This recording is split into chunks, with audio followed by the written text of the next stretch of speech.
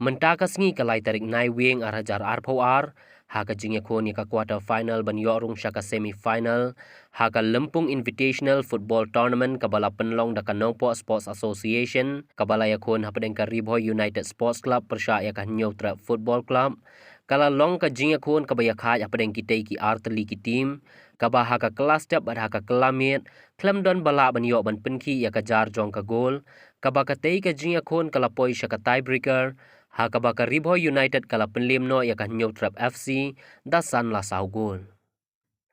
Bat la syai ka sengipat kata haka sau tarik nai wing, an yakon pat ya ka quarter final hapadeng ka Klik Muli SC, persya ya ka Ngiu FC, haka por Shiba Jeno Pai sengi, Hamadan NSCA paham siem nong po.